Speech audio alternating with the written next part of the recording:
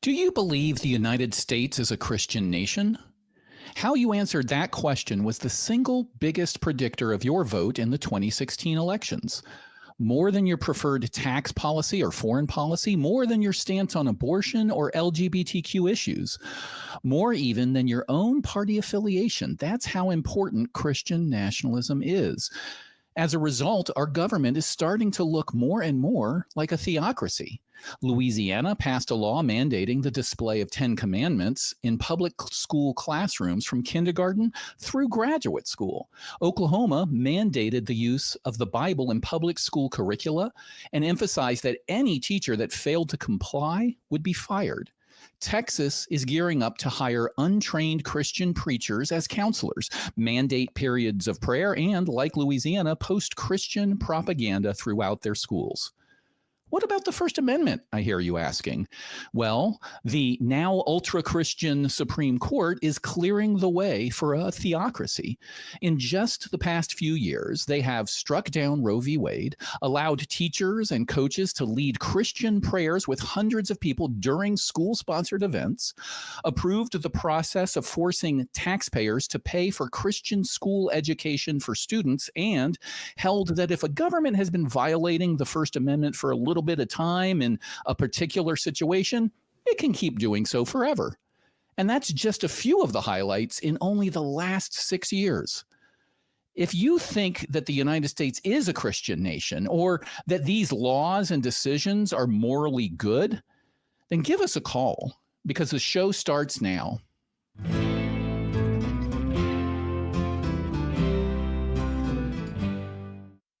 Welcome, everybody. Today is October 20th, 2024. I am your host, The Cross Examiner. And joining me today is Ryan Jayne, who is the Senior Policy Counsel for the Freedom from Religion Foundation. Welcome, Ryan. Thank you so much. It is my pleasure to be here. I am so excited to have you here. You and I have done a few interviews on my podcast, the Cross Examiner podcast, and you are I fanboy over you every time. You've got sort of the ideal lawyer job in my book. So why don't we introduce you to the Atheist Experience audience? Who are you and what do you do? All right. Yeah, I absolutely have my dream job. And this is just a matter of luck. It was not a merit-based achievement of mine. I've been fascinated by state church separation my entire life. And I'll explain why, but I'll say, I'm actually really excited to talk about the atheist side of things too, because I often mention it in passing, but my main focus is, of course, usually about state church separation. That's what I'm an expert in. So I've been an atheist my entire life, and I used to think that the Christians around me growing up in Midwest United States, I used to think that the Christians all around me didn't really believe the things that they said, because it just didn't seem plausible.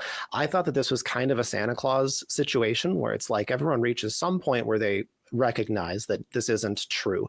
And then it wasn't until really middle school or so that I suddenly realized, oh my God, like the grownups around me actually believe this stuff. So I became just absolutely fascinated. And so ever since then, it's been on my mind to think about how is it that people believe this stuff. And so I studied philosophy, and particularly philosophy of religion.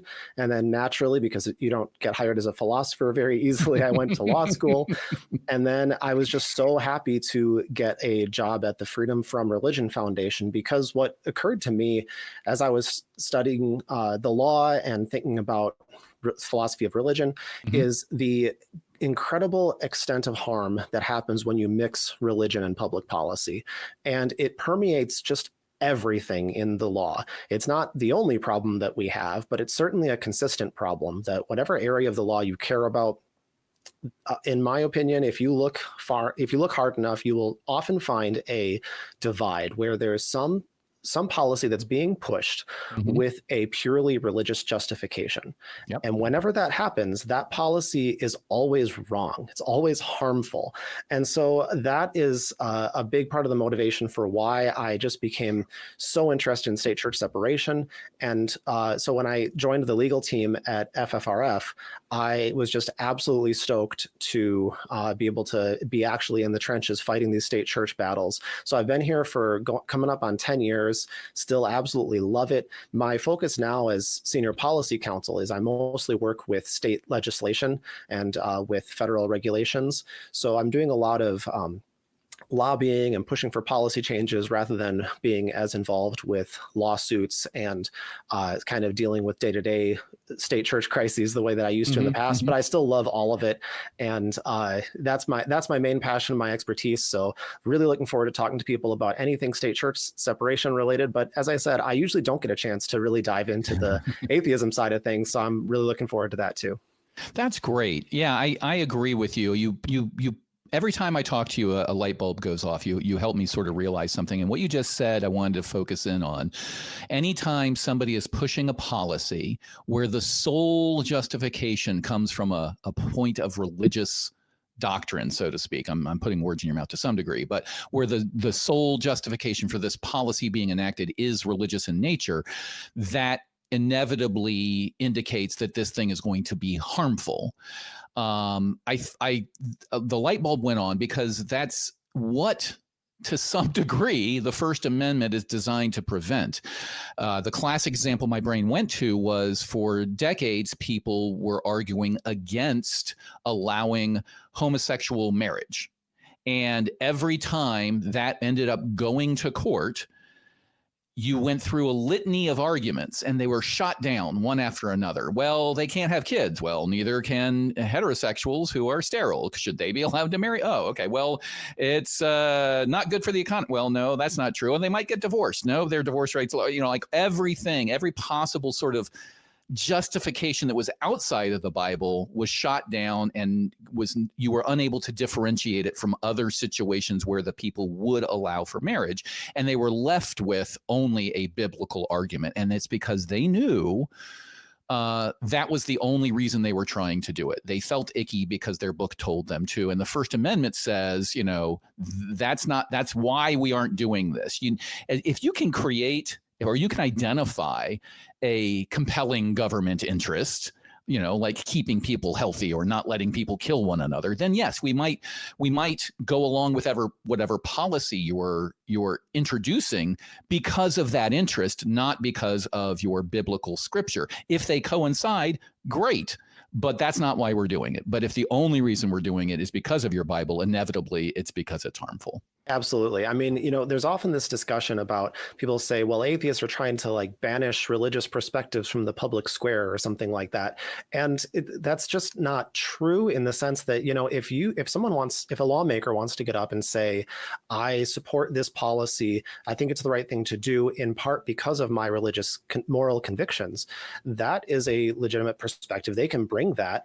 But, as you said, provided that there is also a secular justification for what they're trying to do. Because if there's not, then there's a gigantic red flag that this, if the only reason you're doing this is because your religion says it's a good idea and all the other indicators are pointing in the other direction, then as you said, this is why we have the First Amendment. This is why public policy has to be secular, because you're not serving everybody if you're doing that. At best, you're just serving people who share your religious beliefs, and that's not how a secular government works.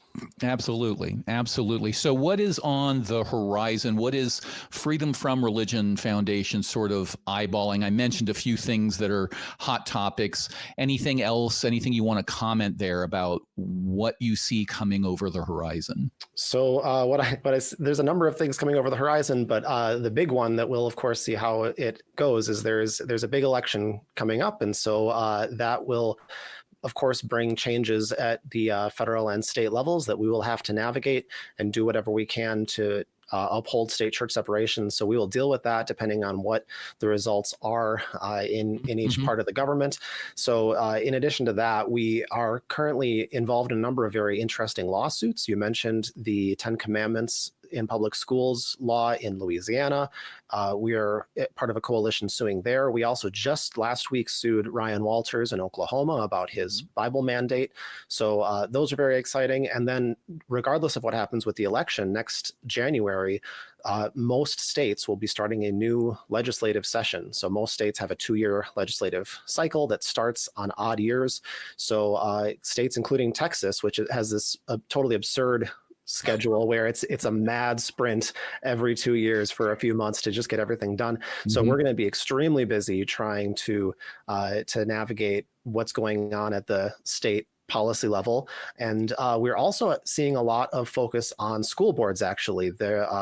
Part of this is combating what Christian nationalists are trying to do, where they, I think, are seeing that they are struggling at the federal and state level. So they're focusing more locally and really trying to quite nefariously get into the public schools in kind of the indirect manner by taking over school boards. So they will have a concerted effort to say, if we can get a majority on the school board, then we don't have to convince the school to do anything. We can just set the school district's policy. So it's quite terrifying and is something that is by necessity becoming a priority for us. So that's something else on our horizon.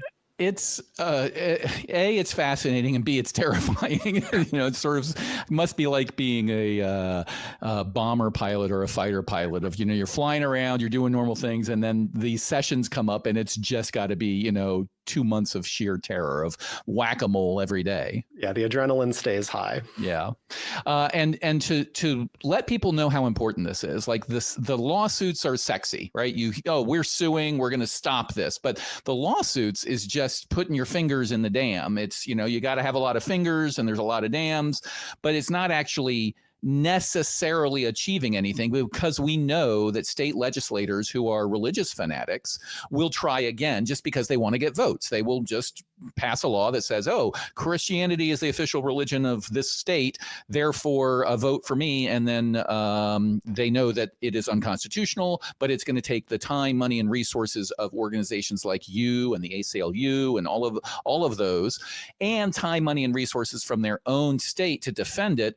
And they know that it'll just go to overturned. Where the real change can happen, in my opinion, and correct me if I'm wrong, is what you are doing, which is talking to the lawmakers, convincing them not even to try, convincing them to change it, or advising them like, hey, here's a way you could do what you want without bringing religion into it.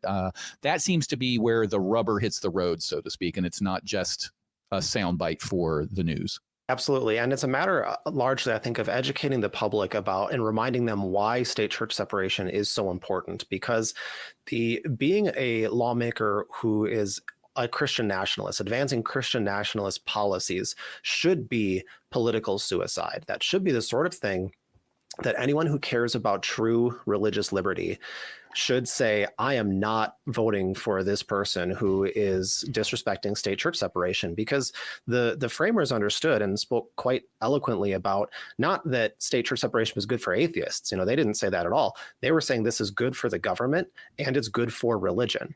And they're right about that. And we are largely a victim of our own success, in the same way that people forget how effective and important vaccines are because they are so effective. Most of us grew up and have no idea that it turns out tuberculosis is terrible, Yeah. And it's the same sort of thing where we've had state church separation and it's been so successful for so long that no one remembers that the reason we have such a thriving, diverse religious culture in the United States is because we've had a secular government. And because people forget about it, that's why they say, let's just go and make it a Christian nation. That can only be good for Christianity, right? And so they're completely wrong about that. So yeah, that fight at the legislative level, you're right, is absolutely key. Trying to do the individual lawsuits, it's fun, it grabs headlines, and it fixes a specific problem, but it doesn't fix things long term. And to the same end, the other thing I'll mention is judicial appointments is an easily overlooked issue. So, if you're coming in front of a judge who doesn't believe in the First Amendment, it doesn't matter how clever your arguments are, you're going to lose. And so, especially at the Supreme Court and the circuit court level, it's really important that you also have judges who appreciate these principles. And so in order to get that, you need politicians who are willing to appoint the right judges. So that's a really important battle too. Right. And I don't care how good of an attorney you are or how many Mr. Smith Goes to Washington movies you've seen. You're not going to convince that judge once they get on the bench with one brief or one oral argument that their entire worldview is wrong. Absolutely. And you've seen this, people who've heard of like Judge Kaczmarek in Texas, where it's like the Christian nationalist organizations have just found this guy. They knew who he was beforehand and said, oh man, if we can get him in every case, we're going to win every time. It doesn't matter what the substantive issue is. And that is not the way the law is supposed to work. Exactly. In fact, it's funny you mention him. I have some episodes of my podcast either in the can or almost done about him and about Amarillo, the federal courthouse in Amarillo, the history of it and how far back that sort of stuff goes. It's not just him. So, great stuff. I can't emphasize enough to people that the Freedom from Religion Foundation does such good work. Please do go and support them every time you see them. They, like us, are a 501c3 organization, which I should point out now. The Atheist Experience is a product of the atheist community of Austin, which is a 501c3 nonprofit organization dedicated to the promotion of atheism, critical thinking, secular humanism, and the separation of religion and government. So thank you so much for being here, Ryan. I'm going to jump into, we have this thing here called the question of the week. You may have heard of it before, where we ask everybody to comment in the YouTube comment section about a question we ask. And last week, the question was, what is an underquoted scripture at weddings? So I'm going to read the top 3 responses and we'll see what we got. So number 3 is R.C. Blazer. I've always wondered, I've seen R.C. I'm going to take a break here. R.C. Blazer has commented or super chatted or been on this list multiple times. I know what Blazer means, I think. RC, I think of remote control. So I have this image of this guy that's blazing and using an RC unit to do so. And I'm very confused. So RC Blazer, please explain at some point in chat what your name means. R.C. Blazer wrote, nobody ever tells the story of Samson's first marriage and the killing spree he goes on over a riddle in Judges 14 at weddings. No idea why.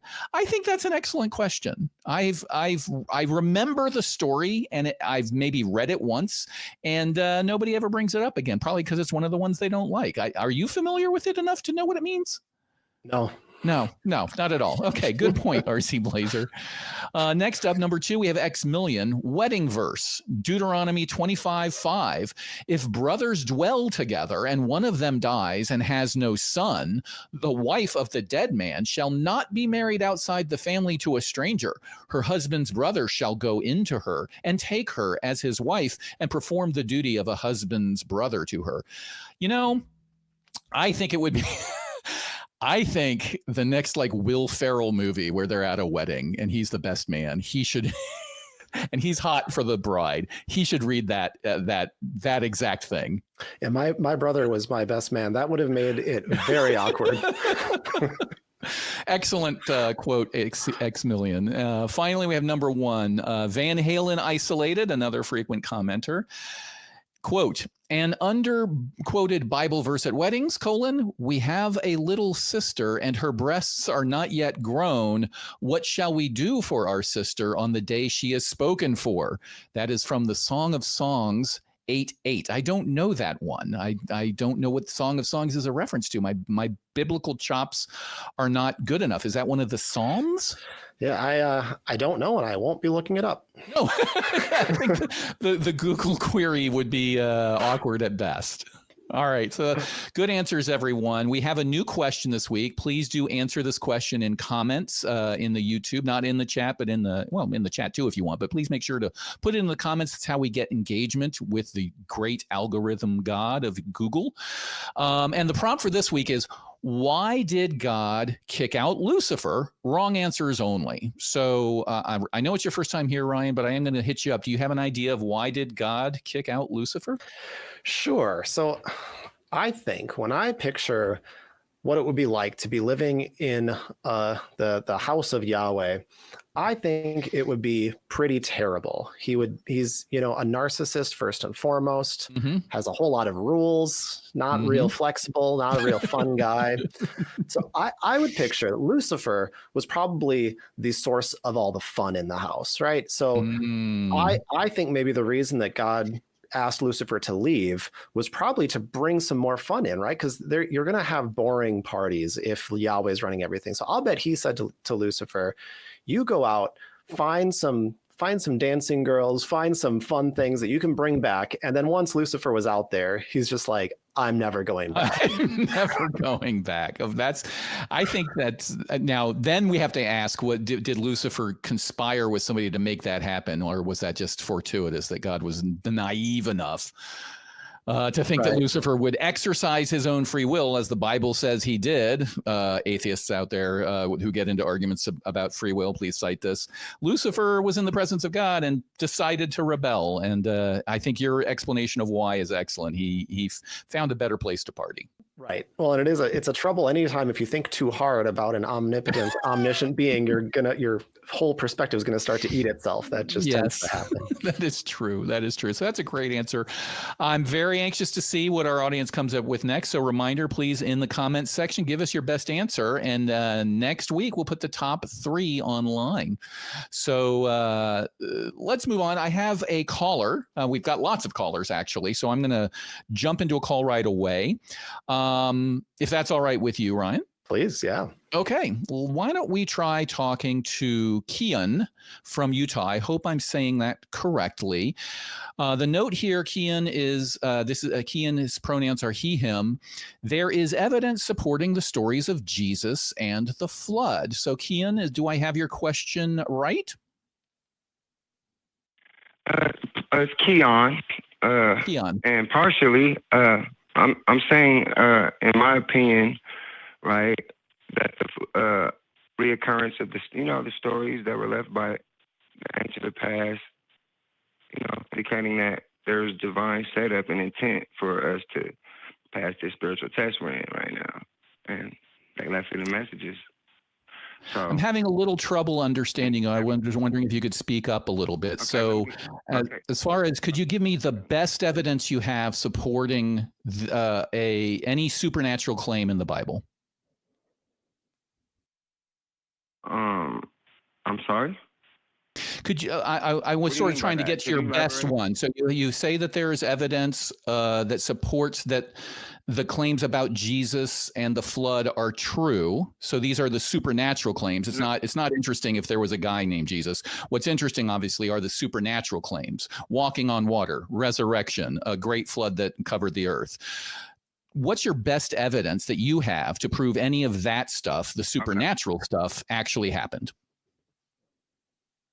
Okay, no, this is my thing. I'm not even here to prove that this is what I need you to understand. I'm not here to even prove that actually happened, right? What I'm saying is, historically, the evidence to me, in my opinion, is things like the stories from Horus to Ardis, Dionysus, Krishna, Mirtha, Jesus Christ himself. All these stories depicting this energy for all of these centuries, and letting us know that it's a test of faith here down here on earth, and there's certain things we need to adhere to, and there's so much evidence that was left for so many centuries. And it's like, even to this day, we got computers and shit in our pockets, phones and everything. You would still tell a story and it'd be very misconstrued. Now, even the devil himself came to kill, steal, and destroy. So, of course, there are certain corrupt Christian leaders and everything like that. I myself, I'm not even religious anymore. I was raised to be Jehovah's Witness, one thing led to another. My mom died. Oh, we Christian now, and this and that. So what I did was I separated myself and took my own spiritual quest to find my own path with the Creator. And I have that without the ills and the fallacies of religion. Now, I'm not going to say religion is bad, because guess what? There's people who are religious that have good hearts. But I'm not going to sit here and act like the devil don't know the Bible front to back, because he do. And he's going to sit up there and, do what he does. I need to ask you something. You're hitting a lot of points here, and I want to center in on a few things that you've said. One thing seems to be a slight contradiction. On one hand, you're saying, I am not religious. That's something you said. On the other hand, you've made several references indicating that religious things are true. The most recent one you said was the devil is out there and the devil is trying to do X, Y, or Z.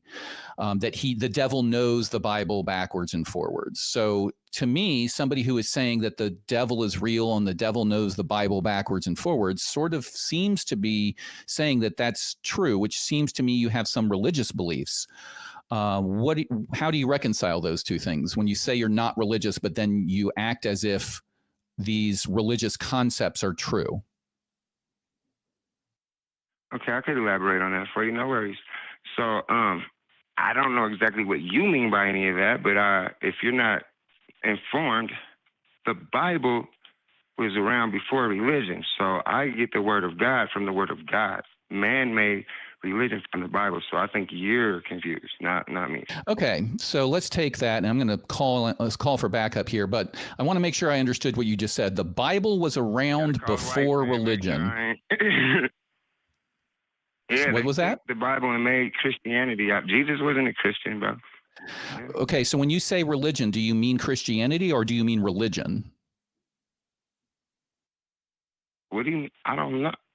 You said the Bible was around before religion, and then you said they took the Bible and made Christianity, therefore the Bible was around before religion, indicating that you think Christianity is the beginning of religion.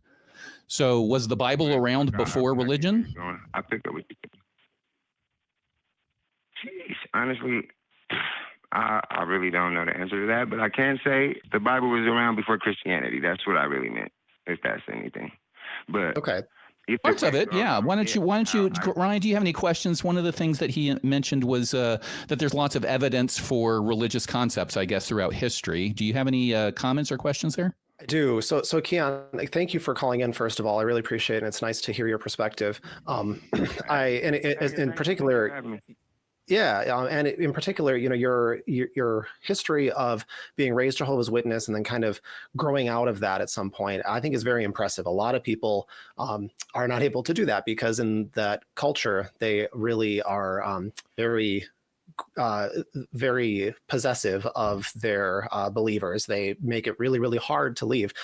And it sounds to me, you can correct me if I'm wrong, I don't want to put words in your mouth, but it sounds like after you left Jehovah's Witness, you rejected what they refer to as Christendom, right? So kind of mainstream Christian religiosity, but you still have some reverence for and belief in the claims of the Bible specifically. Is that fair to say? The word of God, most definitely, for sure. Okay. And so the question I have is you opened your call by connecting correctly the stories of Jesus and the Great Flood, and lots of these stories from the Bible we see pop up in other cultures. And so to my mind, as an outsider, what this seems like evidence of to me is that these are either legendary accounts or this is some sort of common story that gets repeated in lots of different cultures that doesn't seem to indicate that one particular one is true.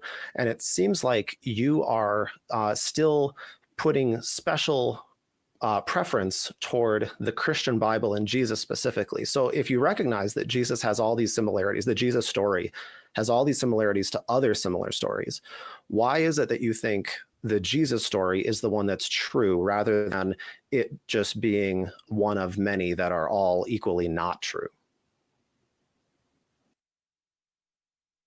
Wow, that would be weird for me to sit here on Earth for all this time and then realize, dang, this story's been reincarnated for all this time. It's so important that they made monuments and banged it into the wall that I'm just gonna, oh, this isn't true. I don't know how to think like that. I don't even think too deeply, right? Because it's all energetically to me. When I say the devil, I don't necessarily mean the one you're probably thinking of with horns or whatever they say. I'm talking about energetically, right? Because if you look around, you might not see God or the devil, but you can see love or hate, right? So energetic. Don't you think that language is important, though, when you're talking about something as important as a potential afterlife? Don't you think being specific and being accurate in how you discuss those concepts is important? Because according to many people on the planet, if you've got to do the right magic prayer and the right magic place with the right magic feeling and belief in your heart. Otherwise, you're either going to hell or you're going to be destroyed into oblivion, but you're not getting the special prize. So don't you think being precise is important when we're talking about these things? I mean, to a degree, I do. That's why they say the devil. That's why they made up that as the name. So if that's what they take it as, whatever devil, whatever Jesus, whatever Krishna, whatever, it's an energetic thing. That's why I'm like, I'm not going to be hung up on a name. Energetic, gotcha. Get her done. Okay. I've heard you use the phrase energy and energetic frequently. Are you using that in a special way that doesn't mean what like physicists mean by energy? Because I think that word seems very important to you. So could you define energy or energetic for us? I mean, last time I checked, science said that everything is a form of energy. So I'm just whatever that's worth. Okay. So it means everything. It means everything. Yeah, everything is everything. I agree with Ryan that you have cited a bunch of stories that people tell and have told. And as you noted, Keyon, those stories are important to some groups of people. Different stories are important to different groups of people, to the point that they have created monuments and they have created impressive works of art, great operas and plays and books and novels and cathedrals and all sorts of things. Can those people be wrong? It seems like you were saying that you can't conceive of a world where that many people could have been wrong all that time. Am I understanding your argument correctly? Because so many people believed these things, there must be something to it. To a degree. The fact that these stories were not directly shared actually developed in parallel, across different. Whoa, wait a second. Wait 1 second there. I think you just sort of made a claim that I'm not going to accept just yet. That all these stories were made independently and not shared. Who wrote the Bible? Who wrote the Gospels? Who wrote which one? It's the Gospels, the four Gospels: Matthew, Mark, Luke, and John. Who wrote them? Matthew, Mark, Luke. I don't remember. King Jayne, some white guy. I don't remember why.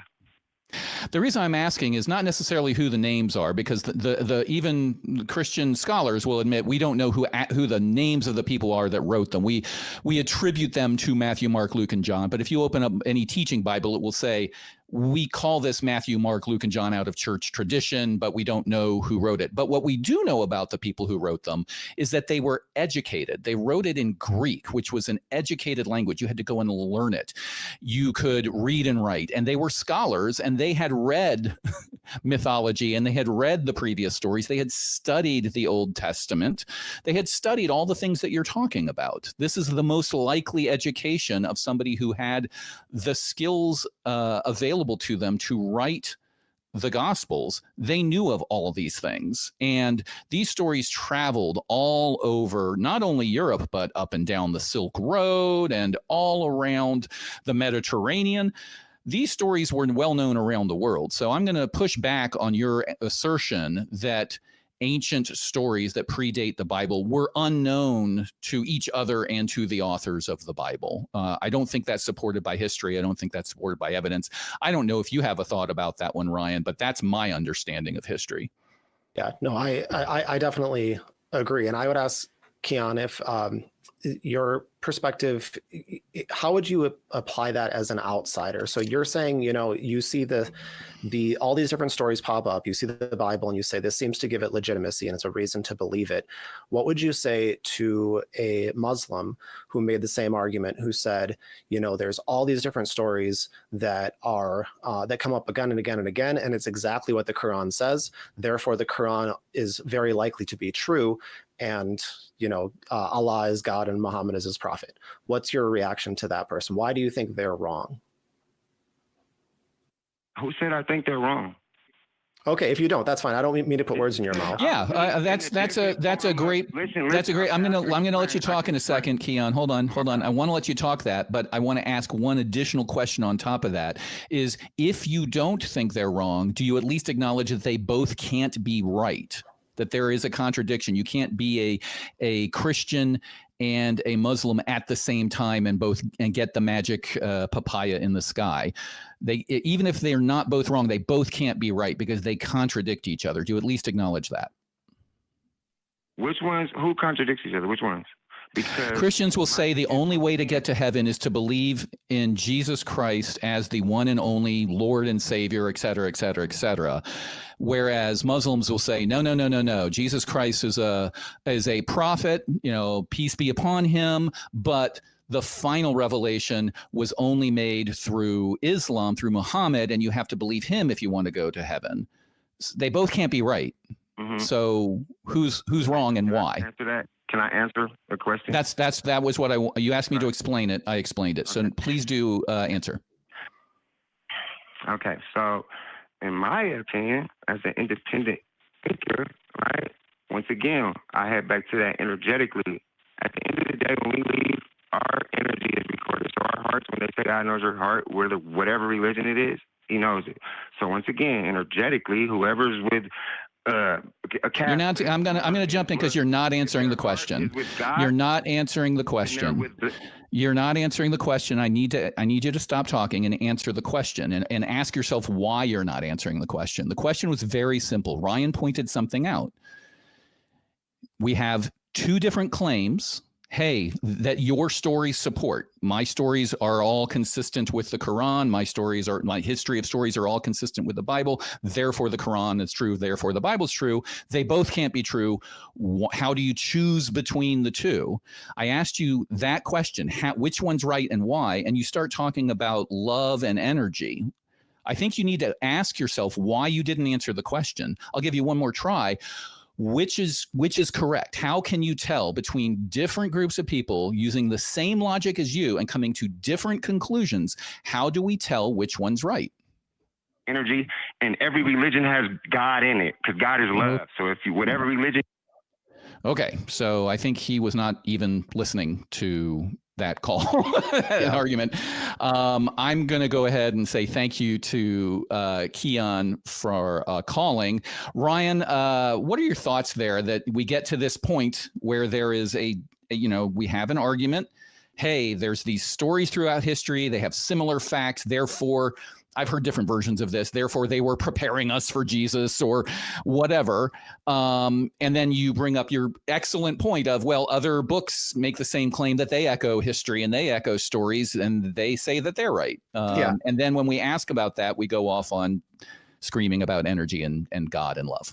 Yeah, I think that, first of all, legitimately, and Keyon, if you're watching the playback of this and you hear this, I appreciate you calling in. And as I said before, that it is a very tough journey from, I'm speaking as I've always been an atheist, but talking to people who grew up in the sorts of environments that he did, it is really hard to reject that and to grow past that kind of dogma. And I think what tends to happen, I've seen this with lots of kind of former believers, is it's hard enough to reject the particular dogma of one church.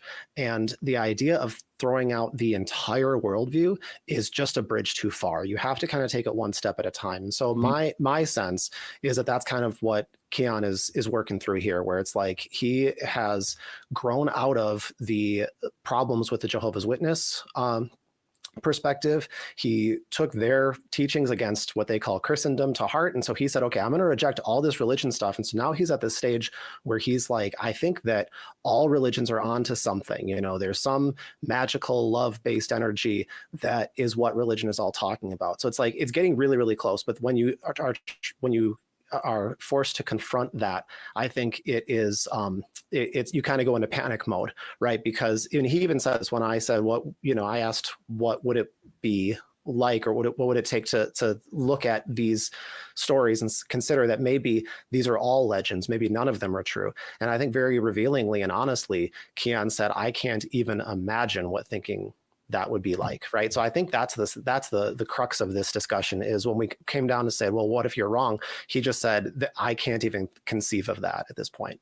Yeah, I totally agree with you. And my heart does go out to him. And when I hear this, it sounds a little bit like floundering and trying to come up with a response, but we've all been there. We're presented with a flaw in our argument, a contradiction. We don't know what to say. So we fall back on, and it's what we attorneys do, right? When you don't have a great point to make on your facts, you abstract out. You abstract and say, well, they're both, this case was about a dog and mine's about an alligator, but they're both animals that have teeth, Your Honor. So, let's ignore the differences about, et cetera. And that's kind of what happens when you have these arguments is I think that I agree with you. I think the key comment was it's unimaginable that there have been this many stories throughout history and that there's nothing to them.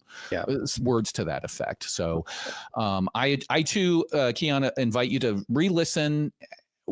I'm not saying we have the answers. We're not saying there's absolutely, no God and we have proof of it, but we are asking questions. And all I did was ask, hey, explain this contradiction. How do we take you using your logic and saying, therefore there is this Christian God, maybe, and somebody else using the exact same logic and saying, no, you have to believe in the Muslim God. How do we tell which of those is right?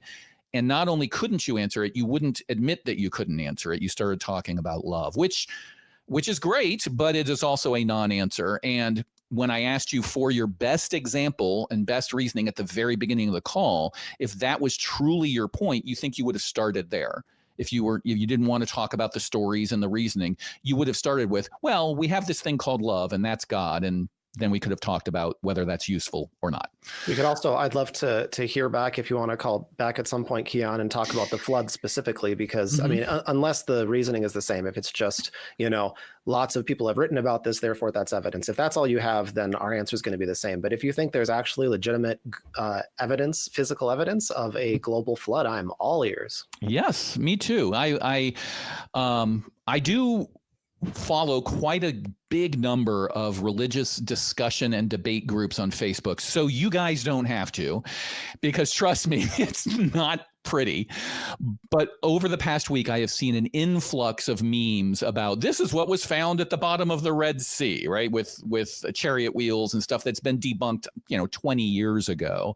But it still goes around and is passed on generation after generation. And it takes so much effort for each person to be taught that, oh, no, that was faked, or this was a false claim made by some guy in his basement. And so you get the same claims about the flood, the Noah's Ark has been found like 7 different times and it's all been studied and disproven. And, paleontologists and geologists and biologists and all sorts of ologists have yet to find any evidence, although they keep looking. So if you do have that evidence, please do call back. So thanks. Great job, Ryan. I'm glad I had you here to sort of point out those logical issues. And I think you and I sort of have the same vibe. I think we both feel for him, what he's going through. And some people like to scream and yell, but I do genuinely appreciate that he called. And seems, seems very, very genuine, and is certainly in a better place than he was with the theology he grew up with. So kudos to him for that.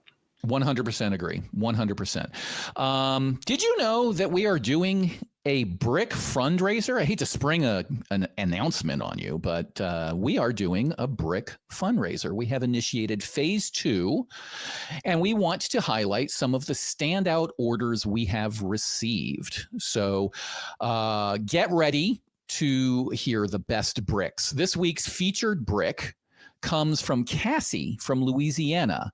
Drop your faith like a brick, from Cassie. Thank you so much for your purchase, Kathy. You can get your brick. Now, these bricks, I don't know if you've heard, Ryan, are used in and around the ACA library to make sidewalks. I don't know if they're going to make a wall out of it, but you can go there and see your brick. And the money that you give us helps support the ACA. So get yours today at tiny.cc/ACA bricks. That's awesome. I got a brick a while ago. I have not been able to get out there to see it. I was going to go down for the bat cruise, but I caught COVID like the 3 days before, so I couldn't go go to see the back views or my brick. We have a brick donation garden at Free Thought Hall here, and it is a wonderful way to kind of immortalize your support for an organization, because I can tell you the bricks last longer than we will. So that is true. That is an excellent point. So you have Free Thought Hall, and ACA has the Free Thought Library. You guys are up in, I want to say, like Wisconsin? Yeah, we're in Madison, Wisconsin. Okay, so you're not close enough for them to get like a kickball league between the hall and the library. That's too bad. Yeah, we'll have to find something. Some field trip. If everybody, I do want to tell you, like, in addition to the bricks, if you do like what we do, please do consider supporting us on Patreon. Giving to our Patreon ensures our ability to continue to produce the content that you love. Visit tiny.cc/PatreonAXP to help us out.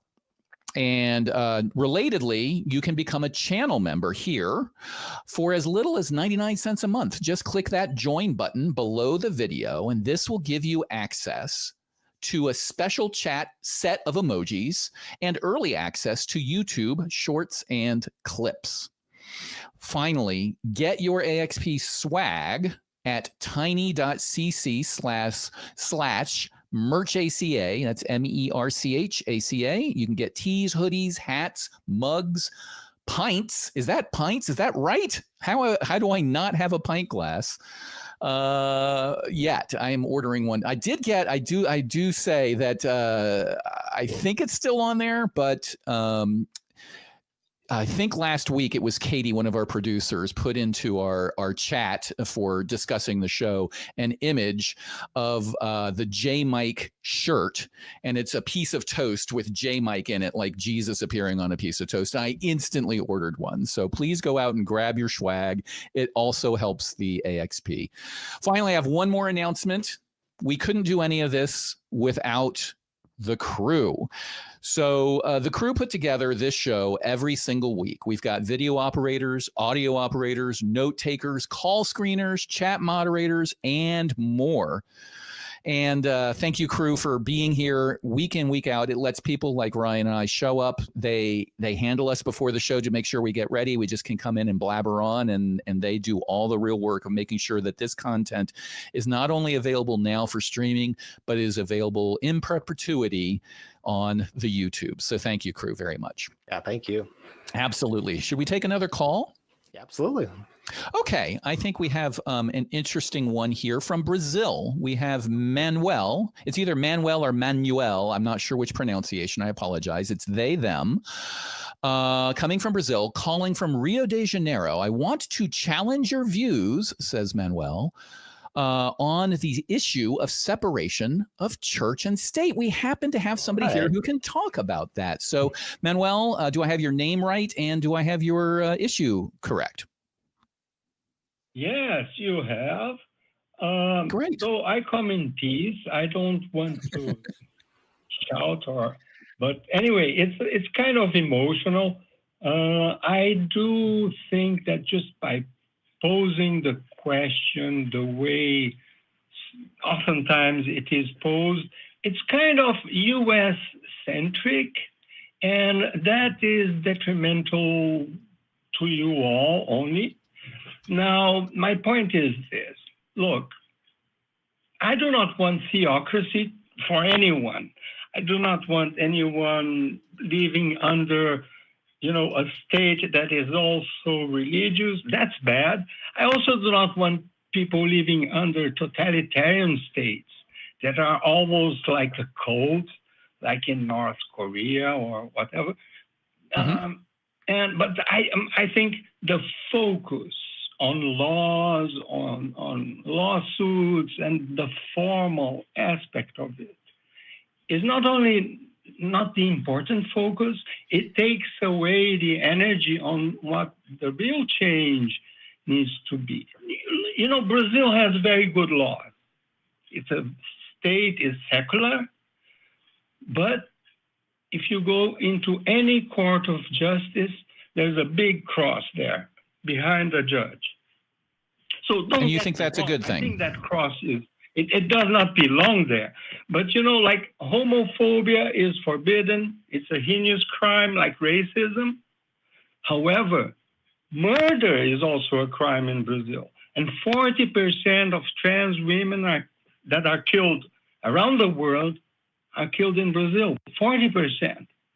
So I'm gonna stop. We're going through a couple of points here. I really appreciate your points, but I want to stop at a thing you made. So you've made some claims here that it's an emotional issue, that you do not want a theocracy, that if you go into any court in Brazil, there will be a big cross there, and that you have good laws.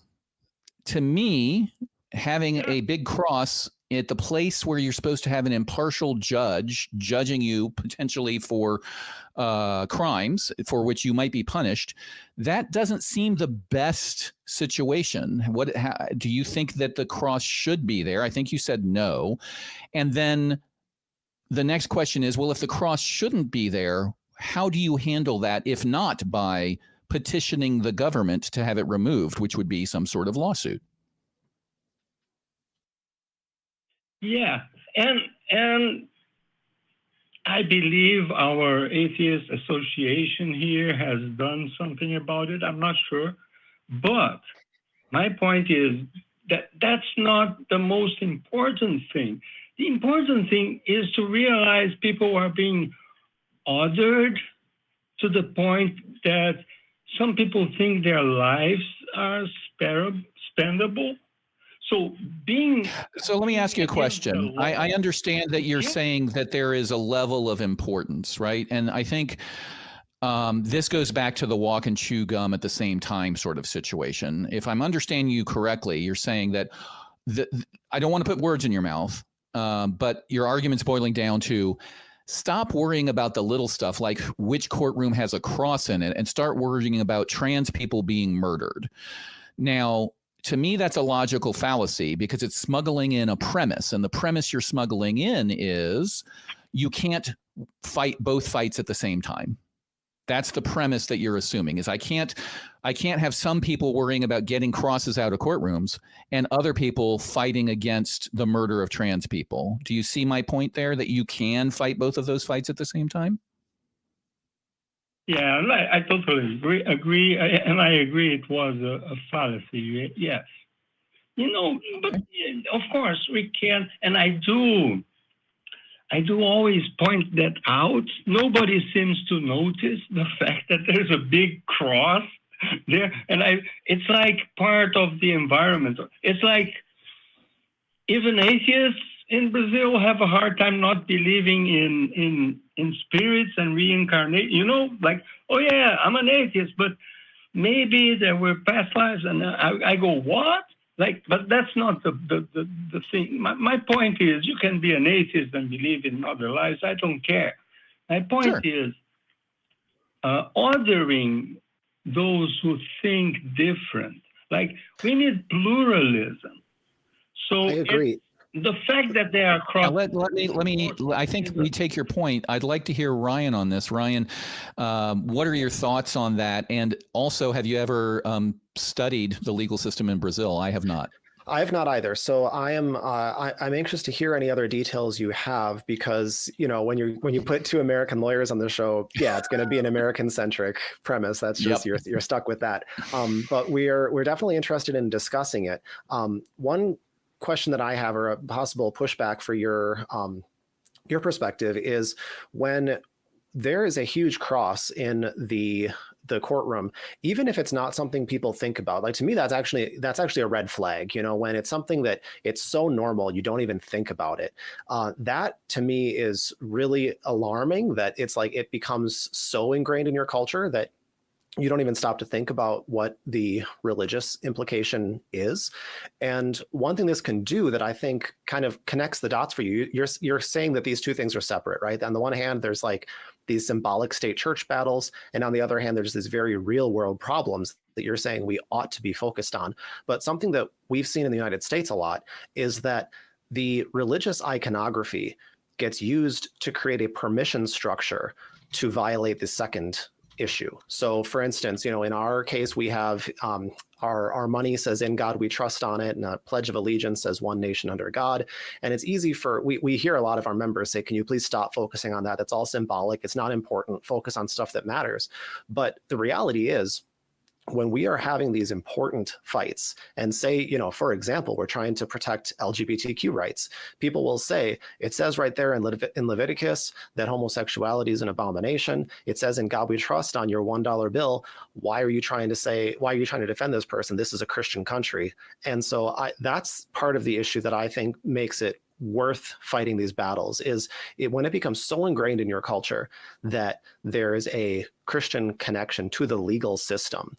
It makes it so much harder to fight these battles that you want to fight. So what are your thoughts on that? Do you think that maybe it's worth trying to separate? You agree that the cross doesn't belong there. Do you agree that it's worth at least a little bit of effort to try to remove it if you could?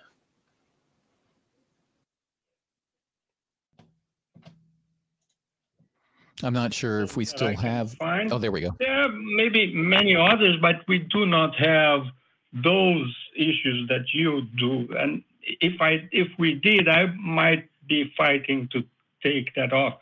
We as the U.S. dollar is very valuable in Brazil, we say in green we trust, because our money is all colorful. Yours is green. So anyway, my point is the following. We need a change from quarreling between two binary, dichotomic points of views, and help people understand that we need to live in a plural society with many points of view. So, I would fight more to add other religious symbols besides that cross than to remove it. So in a way, I like what the Satanic Temple does there. I think they also focus a lot on making a suing but if you read their invocation, you understand why that's not just plain it's not just for fun. It's a state. Yeah, no, they are doing very serious work. We should probably explain for our audience that that the Satanic Temple that he's referring to are people who actually make a point. And Ryan, I don't know if you've ever worked with them or experienced them, but the common pattern is some locality decides to have a display somewhere as sponsored by the local government or on government space, and they put up some manger or a cross or something. And because of lawyers like you, and because we've been fighting this fight for 200 years, and because we came to an agreement back when we signed the Constitution, you either need to not do that at all, or at least everybody participate and not censor anybody based on the content of their speech. So Satanic Temple comes in and wants to put in a giant goat statue or honoring Satan or something like that just to make a point. Have you ever run into their work? Yeah, absolutely. We work with them quite a bit. We have joked when we take lawsuits with them that we are being the devil's advocate, quite literally. But yeah, they sometimes approach state church issues differently than we do, but they do what they do very effectively, very well. And so, yeah, lots of respect for them. They are achieving a lot of good. I do think that there's a danger, and there absolutely could be cultural differences that change this calculation, Manuel. So between Brazil and the United States, it just might be good strategy here, bad strategy there. But in the United States, at least, there's a situation where the reality is, if you have what we call an open forum where everyone is allowed to put everything up, it is always going to be just completely dominated by Christianity, and Christian lawmakers are counting on that. That's why they open these open forums, and they know that if history is any guide, when you show up and have a non-Christian perspective, maybe they'll let one token Jewish perspective in, but if you bring in anything else, you are usually going to get run out of town. It depends on where you are, of course. Some places are much more tolerant than others, but in a lot of places in the Bible Belt and whatnot, you can actually be in physical danger. If you show up and you say, I'm going to be, if you're Sikh, or you're Hindu, you're Muslim, you're going to... Or atheist, absolutely. And maybe the Satanic Temple is the just exaggerated version of that, where people who are otherwise tolerant of other religious views will often just lose their minds when the Baphomet goat head statue shows up. So what tends to happen is, as soon as the Christian lawmakers realize that they don't get their way and that they have to actually put non-Christian symbols on government property, what they do is they turn around and close the forum. They say, never mind, we don't want any religious symbols anymore. And so this kind of gets back to our point, where we're saying this is what we've been asking for the entire time, that just keep all the religion symbols out of it. And it sounds to me like you agree that's the best solution. You're just advocating for saying, if instead of fighting tooth and nail for that, let's just let everything in. And I would only push back to say, I think that's a distant second best solution. It's much better to just keep it secular. It's also better for religion. You don't want if you're a Christian, you shouldn't want your cross to be part of government iconography that people look at in the courthouse and just say, oh yeah, it's just the cross, no one cares about that. It's supposed to be the center of your entire worldview, so you're really cheapening it. Correct. Yes. And I want to thank Manuel. I'm going to go ahead and let him go. I agree with you, Ryan, and I also agree with him. I agree with him to the extent of, I agree that the crosses shouldn't be there. And I agree that if they're around long enough, they become background noise. But what happens when you propose removing them? All of a sudden, there's a giant fight. And there's a reason that there's a fight. Because if it really didn't matter, then everybody would shrug and be like, you know what? Yeah, sure, go ahead. We could save a few bucks. We wouldn't have to put a cross in every courtroom. Excuse me. But as soon as you want to change that, all of a sudden you have a big fight. And I am also going to call out again what you pointed out, Ryan, that there's not necessarily a disconnect between the fact that you have a cross in every courtroom and that you claim to lead the world in killing trans people. That did not go past my notice. Let's put it that way. So I want to thank you, Manuel, for calling. I agree with Ryan that I think the fight is important enough to make at every level, because, and one might call this a slippery slope argument. You might get accused of this sometimes, Ryan, but my cold open is exactly what I'm talking about, right? We have let people who believe that this is a Christian nation dictate who is making the rules for the last X number of years, and we now have a super religious Supreme Court who is clearing away obstacles for a theocracy. I don't think they literally think they are going to bring about a Christian state, but I don't think that they haven't not thought about it. I think that they did away with the lemon test. They did all the things I cited, got rid of Roe, while not a strictly religious case, and there's reasons why you can say Roe is a bad case. It is indicative of their agenda and why people are bringing these cases now, and they're letting people pray, and they're letting government starting to pay for education. And that brings me back to the final point about the cross that you were talking about. Jeff, I said this last time we were on. I wish you were on last time I hosted. We had a caller who asked a lot of questions about the separation of church and state in a way that made me think he was skeptical of it. And I had to give him lots of examples, including Jefferson's act in Virginia against religious, whatever it was. I forget the name of the act at the moment, where he made a very good point, which is the government taking money from you and giving it to a Christian preacher is bad, even if you're a Christian, because you may not agree with all of the interpretations and the preaching of the Christian preacher the government chooses. So just like in Louisiana years ago when they tried to make the Bible the official book of Louisiana and then had to abandon it because they couldn't figure out which version of the Bible to use because of infighting, which cross are they using in the courtroom in Brazil, and when is that fight going to come along? Absolutely. And the other point for people who are into history of these state church issues is James Madison's memorial and remonstrance against religious assessments is all about the same points, where he's saying even a tiny tax in order to support religious instruction is fundamentally un-American. And you see the same thing too with, to echo your point about choosing which version of the Bible is correct. You saw this also in Louisiana and other states where they were wanting to put the 10 Commandments up. And it's this funny thing, random tangent. And I know you and I have talked about this before. 11 commandments. There's 11 of them. It's so funny. And it's like, how clear is it that this was decided by committee when you're trying to decide which version of the 10 Commandments and you end up with 11. So I've always said they should, the opponents should request that they either change it to say the 11 commandments or you just number them. So you say the 10 commandments, then it goes 1 to 11. But yeah, anyway. Importantly, in the bill, they say, here's what you need to display, the 10 commandments, and then they just list them without numbering them, which is hilarious. I had to literally go 1, 2, 3. Oh no, that's 2 lines. That's 2, 3, 4, 5. It's like something out of a Terry Gilliam movie like Brazil or some just absurdist idea of they fight so hard, and then when everybody's like not looking and they finally get away with it for a little bit, then they're in the room by themselves and they actually have to do something like, oh fuck, what do we do now? Yeah.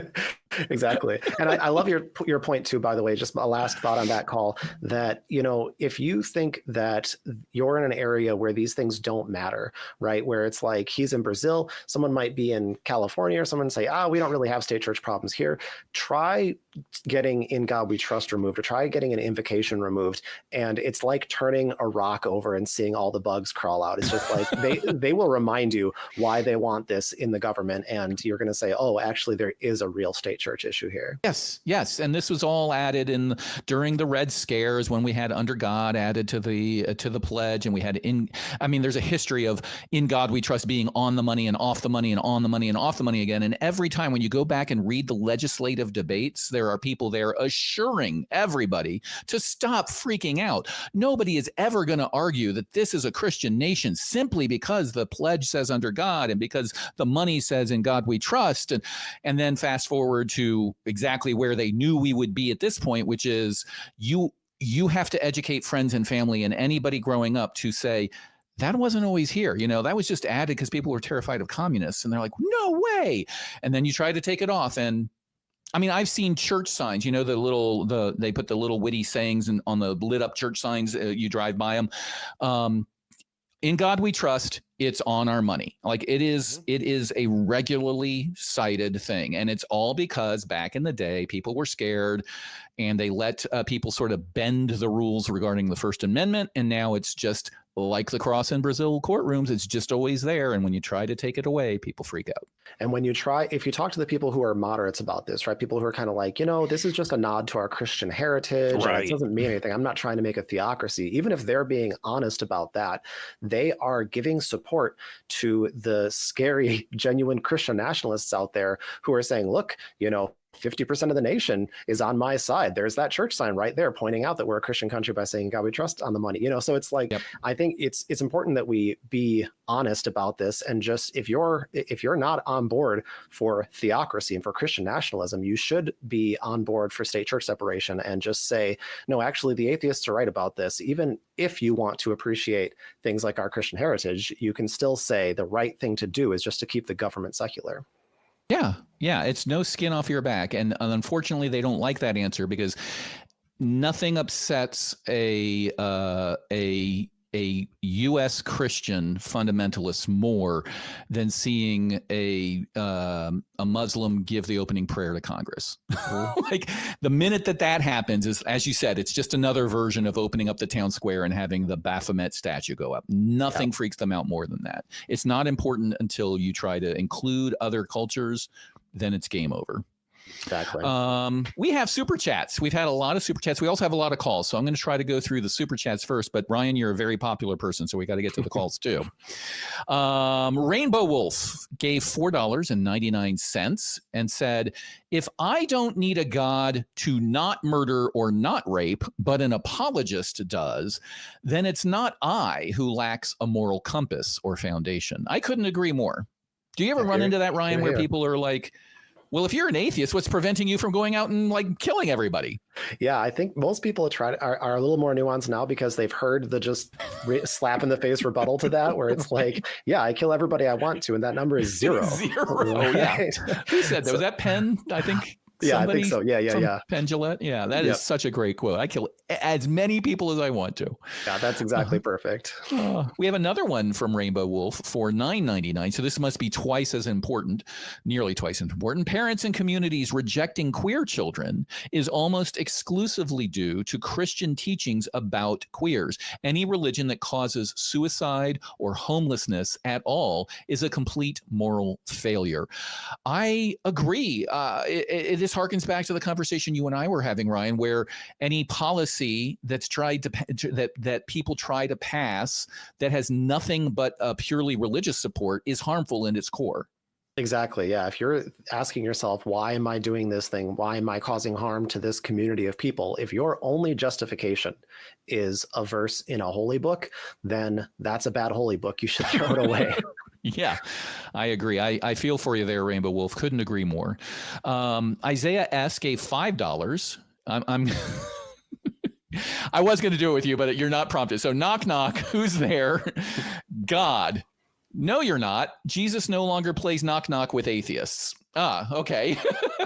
So I think he's getting at the whole point of once you've sort of taken away the ingrained sort of belief that possibly you were raised with. I was not. I don't think you were raised as a Christian either. Is that correct? That's right. I've been an atheist my entire life. Yeah. So I might have said I believed that there was a God when I was 10, but yeah, pretty soon, like you, I was sort of like, I was the opposite of you. You were like, holy crap, people really believe this, where I was like, holy crap, there must be information in that Bible thing that I don't have access to because everybody believes this. And then I went and had to go read it and be like, holy shit, there's nothing here. But yeah, as soon as you've lost that, then you don't even get that sensation, that knock, knock, that feeling that, at least that's what I've heard from my deconverted friends, that there is some sort of God out there. I just have a natural sort of appreciation for the fact that I'm alive and that I have my family and I get to experience all these cool things. Yeah, absolutely. Yeah. I found that I know a lot of people who are non-religious. They're not as passionate about atheism as I am, but they're very happy, purpose-driven people who have all the values and joy that people who are religious will often insist you can only have possibly through religion. So yeah, just clearly false. Excellent. You obviously just hate God. Yeah. David Hacker, member for 6 months, $5 Canadian. Can you prove that the Gospels weren't written by Socrates as parodies? No, I cannot. Can you? Nope. That's a tough one to prove. Yep. David Hacker also gave $2. Bang Vern, exclamation point Vern, which is a reference to one of our crew. And I think Vern would most likely appreciate that, I hope. Miranda Rensberger, thank you for giving again, a member for 6 months, $5.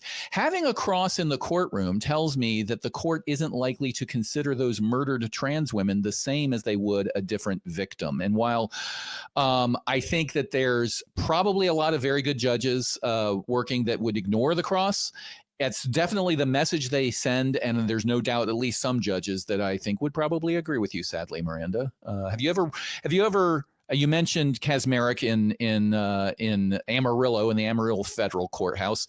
Have you ever run into a judge where it's very clear that they're like, "Hey, you're losing this case, and I don't care what the facts are"? Oh, yeah. We had one in the 11th Circuit that was about a giant cross in Pensacola, Florida, where we won because we were right on the law. But it was the most angry circuit opinion I've ever read, where they basically said, I really, really wish I could rule against FFRF, and I can't because they're right. But just for the record, I think this cross belongs there. I want to keep it there, but I'm begrudgingly going to admit that they're right. You know, the other thing for you meddling kids. Yeah, and your damn laws.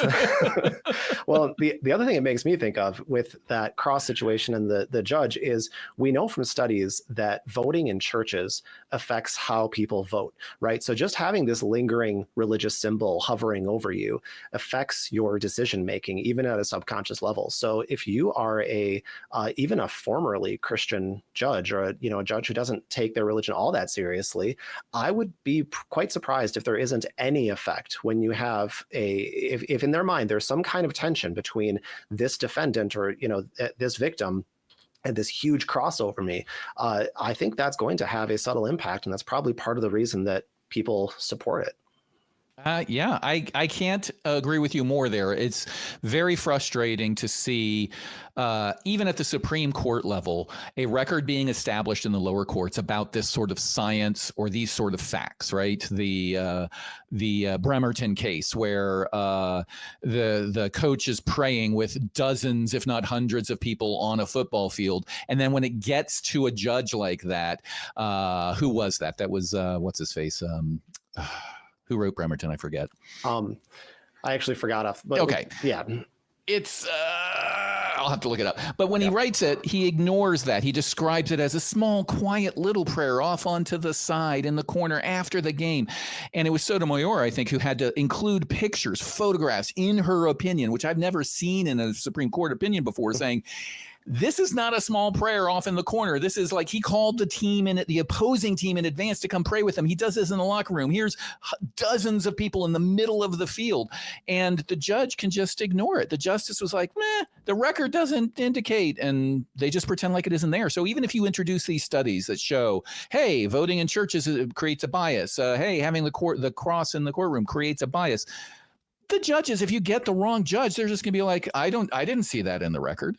Absolutely. And we could talk about this all day, but I mean, in that case, the people who are representing the coach just lied to the lower court about what had happened, and they got called out on it. The circuit level judge in the Ninth Circuit said this is a deceitful narrative that plaintiff's counsel has brought, which is like, that's, in lawyer speak, that's not something you want to be told by a judge. I'll just say that, it looks very, very bad. And so that was the record going to the Supreme Court. And you know what the Supreme Court did? The majority of them just looked at this deceitful narrative and said, all right, we'll just take this as fact and we'll rule based on that.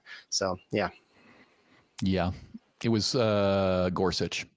Oh, thank you. I had to look it up. Gorsuch was the one who was like, yeah, we'll just take this deceitful thing. And yeah, it's happening right in front of everybody, and not enough people pay attention to Supreme Court, like the details of how the sausage gets made at the Supreme Court level, to realize they are humans and they do stupid and deceitful shit all the time, right out in the open. And we can scream about it into a microphone as much as we want, but we need to fight it. And that's what Freedom from Religion Foundation does, is they are the soldiers on the wall of separation of church and state. So thank you for what you do and putting up with judges like Gorsuch.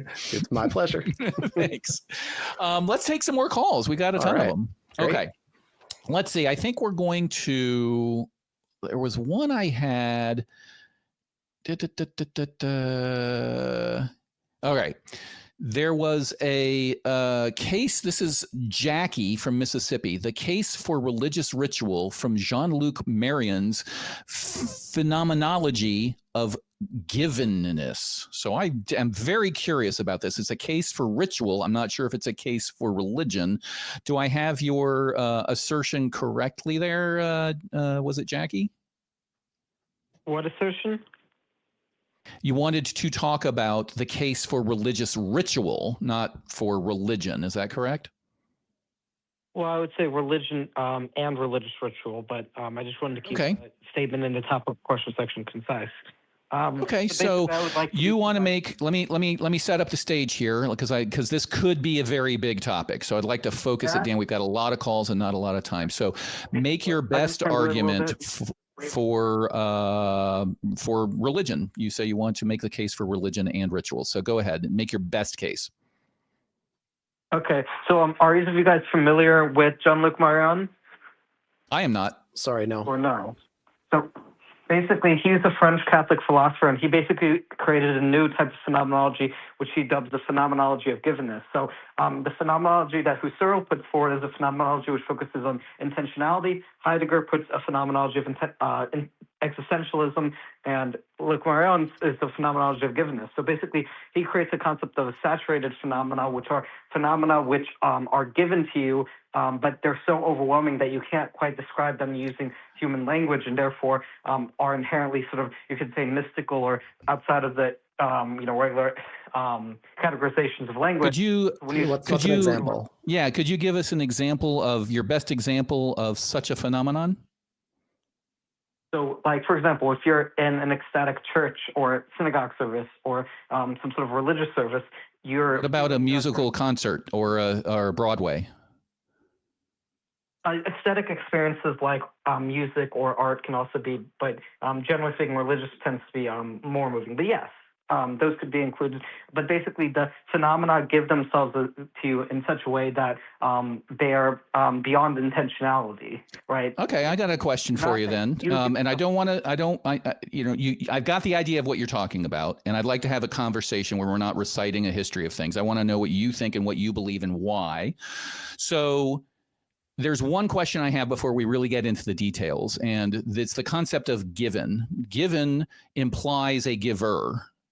So why is there this use of this word given rather than exists? This phenomena exists, or this observed phenomena. Why are we using the term given phenomena? Because the phenomena is given to you and not an extension of your intentionality. So if you focus... Hold on. Let's take that answer. Let's take that answer. Let's not run long. So you just that was a tautology. We use the word given because the thing is given.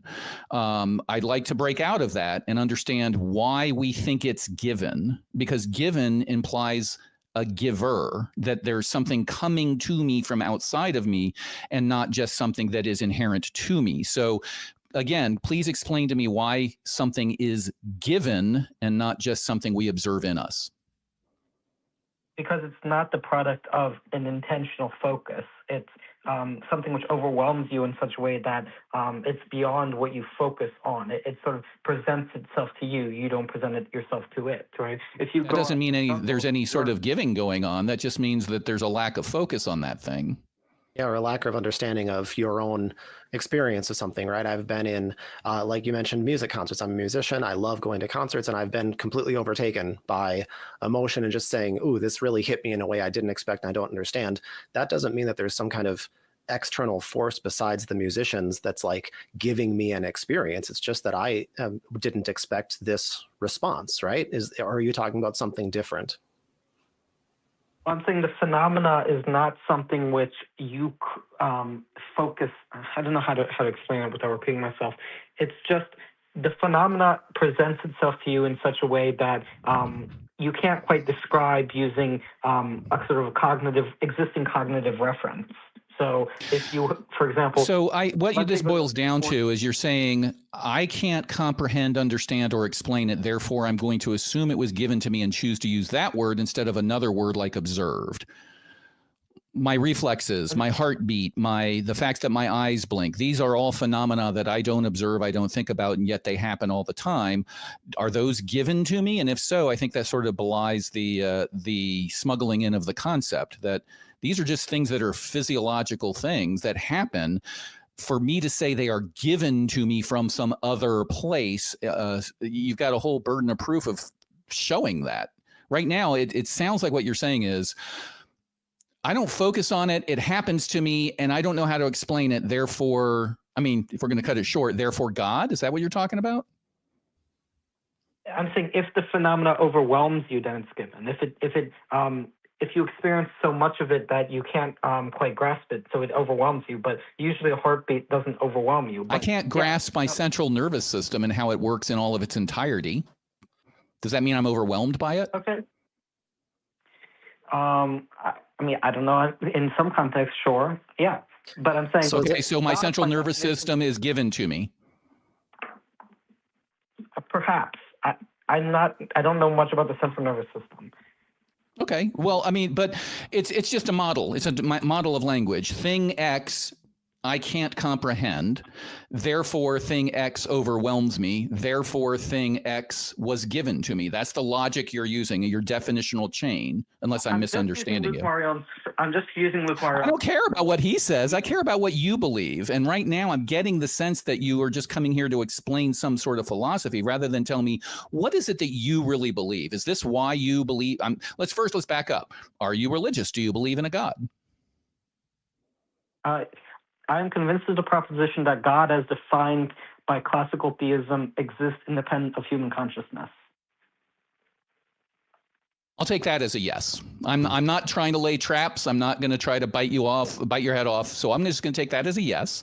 So I would like to know, is this your best reason? Is this what convinced you that there was a God? Well, there are many reasons I find convincing, but this is part of, I think, part of my theology of ritual. But yeah, so basically, the problem is, are you trying to reduce God to an object, like sort of an ontological status of a chair? Because no, let's just call God thing X. I don't care what God is. I really don't.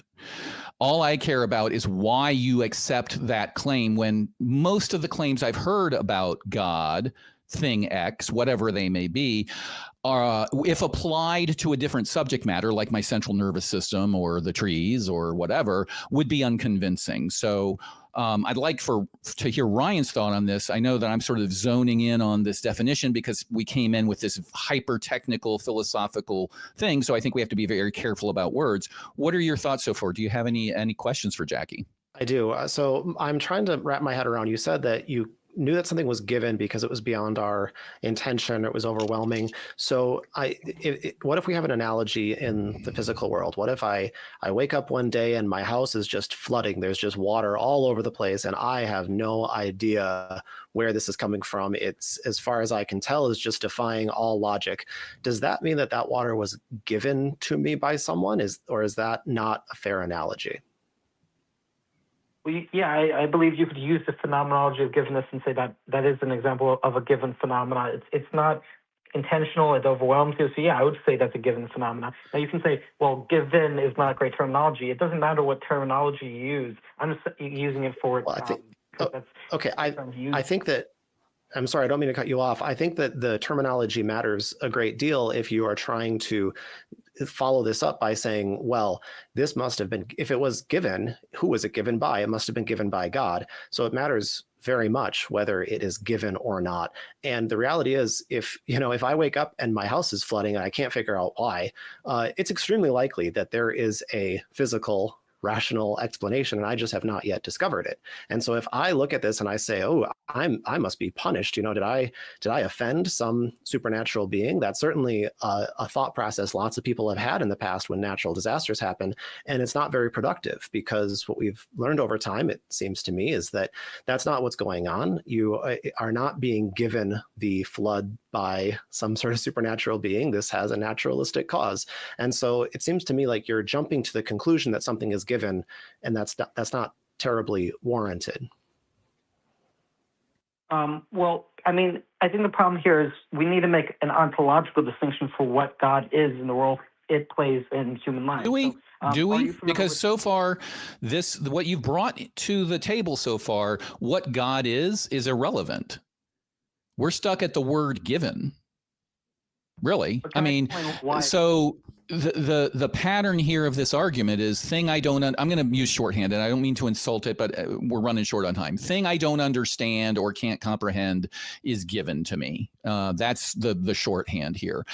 What we're saying is, by using that term, that's a loaded term. Language may not matter in some cases, but when you start saying it's given to me, I'm looking out for down the road. Okay, a giving requires a giver, just like a design requires a designer. So the words you use in these arguments can be influential on your conclusions. That's our only point. So you noted that this was one of many things that has convinced you that there is a God, and using your definition of God. Is this the best one, or is there a better one? Because right now, I don't think this gets us anywhere, because it reduces to this argument of I can't explain it, therefore God. I mean, to cut to the chase is what it sounds like. What's the best evidence you have of a God, of any sort of supernatural, let's say, claim being true? Well, the problem with asking for evidence is you're smuggling in an ontological premise, which I reject. So when things... Okay, so then I don't really care what you have to say. I'm not being insulting. I don't care about any God where evidence doesn't apply, because that implies that the God's efforts, effects, existence will not affect my physical reality in any way. Because otherwise, I would be able to detect him. I could test prayers and see if prayers work. I could have people die and come back and measure the whether or not they observe things that were unobservable. There's all sorts of things that people have tried to do. And if we could study those things and see that there was an effectiveness, then that would matter to me. But I don't care about a God where I can't tell the difference between a universe where the God doesn't exist at all, or the God is defined into a space as to where I cannot tell that he exists. Those two universes are identical. What are your thoughts, Ryan?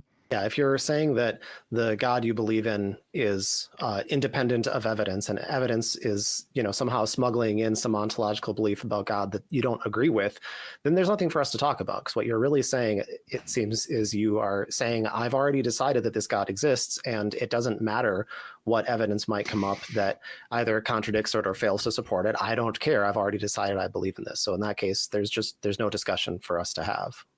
Yeah. What are your thoughts on that, Jackie? Not evidence.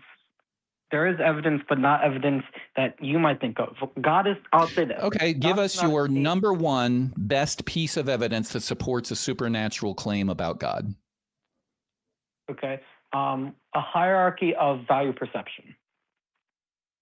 All right. I don't think we have enough time to discuss that. I'd have to read to understand what that means. And quite honestly, I don't think that's why anybody else necessarily has chosen, at least initially, to believe in God. But we're 13 minutes in. If you want to call back about that one, love to have you call back later. I'll let you go now. Thank you for calling, Jackie. I do appreciate it. My take, Ryan, I'd love to hear your take, is when I hear calls like that are working on these very esoteric arguments that are very philosophical in nature, almost trying to define a God into existence. I have two thoughts. One, I don't want to put words in Jackie's mouth, and I hate it when people do that to me, but I start suspecting that the starting position is in a belief of God. And then this argument is what I'm grasping for to try to justify to other people, and maybe even to myself, my belief, my pre-existing belief in God. Do you ever get that sense? Absolutely. I mean, it reminds me, I studied philosophy, and there are a lot of philosophical arguments that it sounds like, Jackie's probably familiar with and maybe was quite swayed by, that are there. It's a good kind of exercise to think through them, but there's no possible way someone who's coming at this question fresh is going to be actually convinced by any of these questions, right. These arguments. So things like, the traditional ontological argument, we're saying like, well, God has the property of being perfect, and a being that exists is more perfect than a being that doesn't exist. Therefore, God has the quality of existence. And it's just right. Okay, it's fun to think through why that's wrong, but obviously it's wrong. Right. It's different. Because I can come up with the perfect pizza. Right.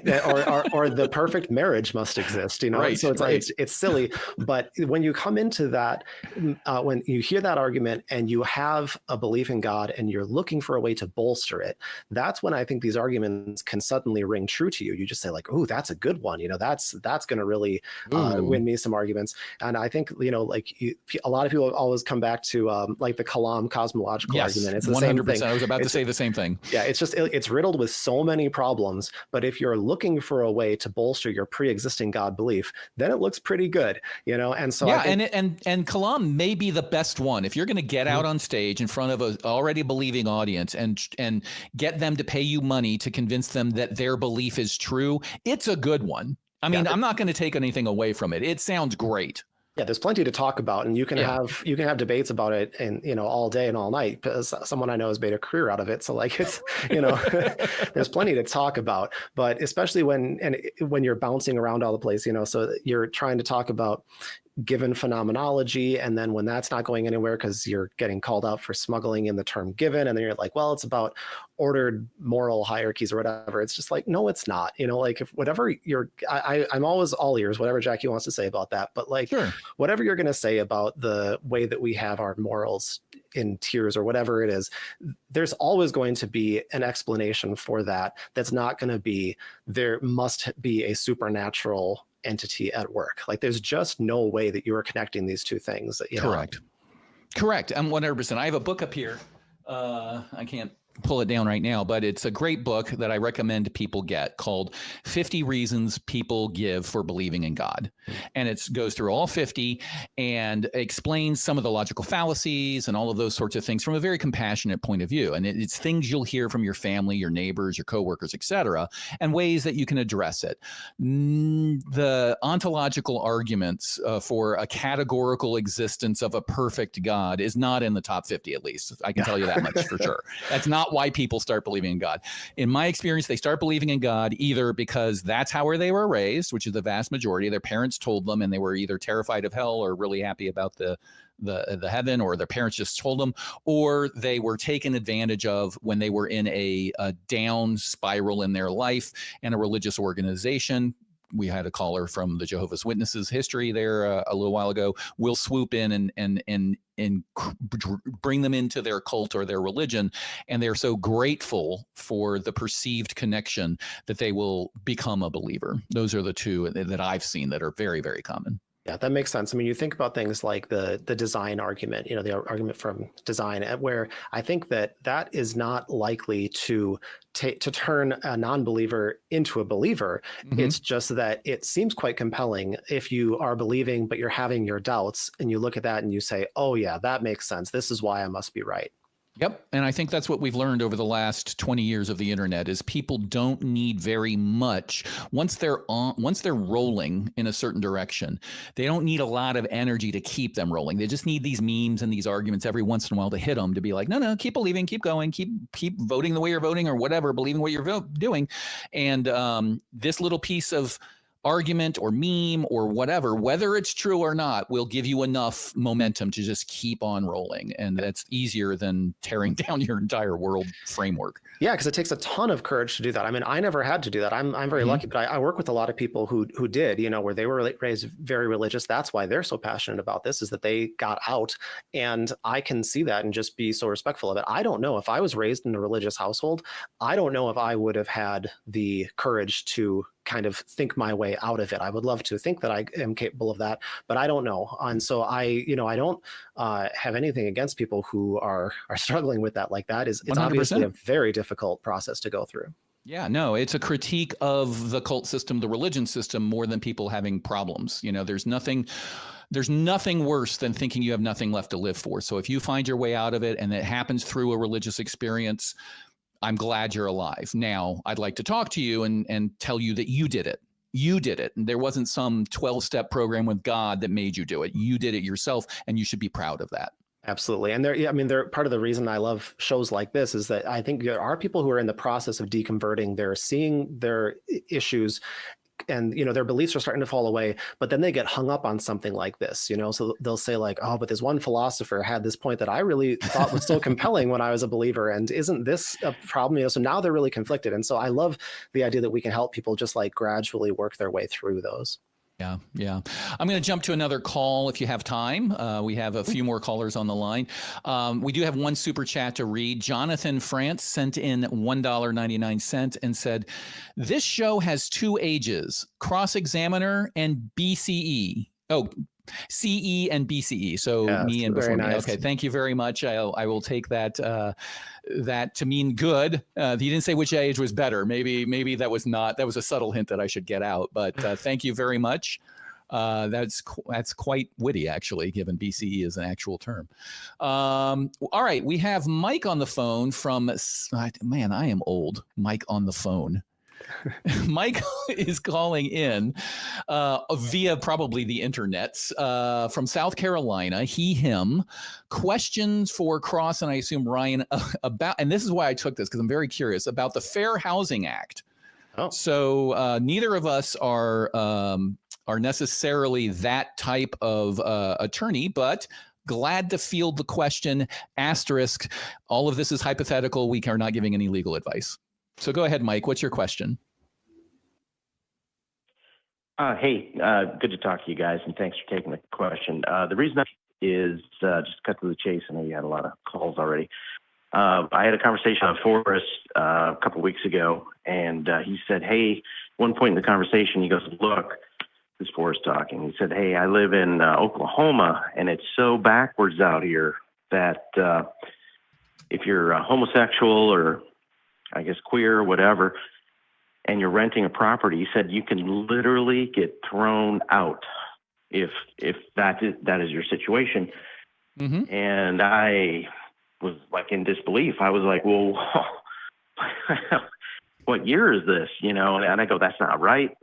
And because of a sexual orientation, there's a whole list of other reasons. But then, Sure. So I dug into it a bit, and there's the fair housing that got passed by HUD back in 2021, and I'm thinking it's a federal law, and it specifically says you can't do things like that. So is Forrest correct, or is it a blue law that nobody enforces?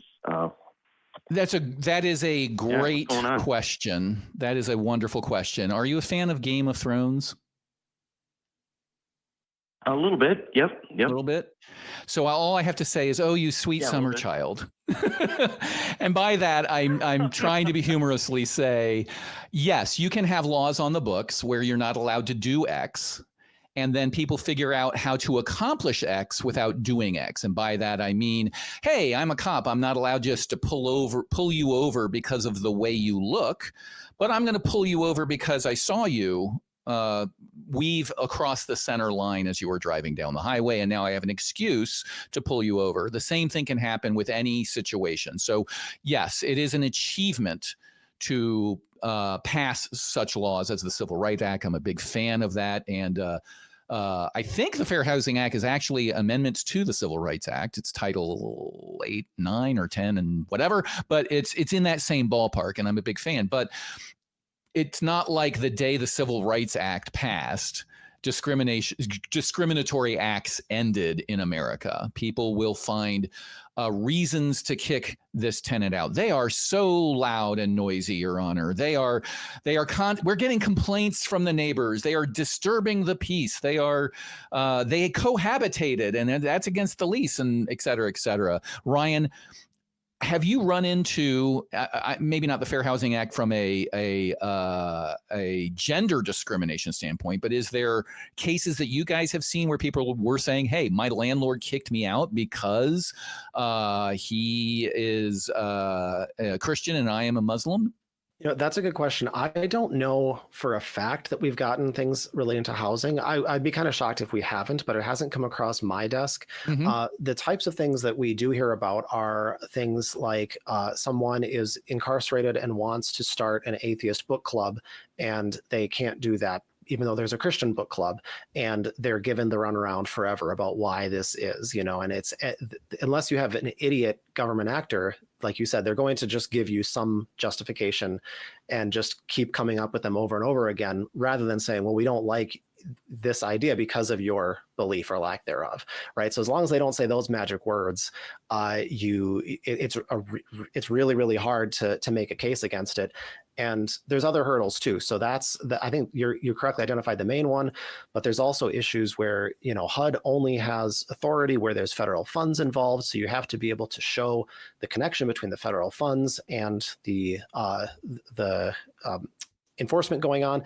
There's all these hurdles towards actually getting that enforcement. So it's just like, it sounds good on paper, but to actually enforce something like the Fair Housing Act is just much, much more tricky than you might think. Yes, and keep in mind, each state usually has its own copy of the Civil Rights Act, Fair Housing Act, those sorts of things where you will have a cause of action at the state level.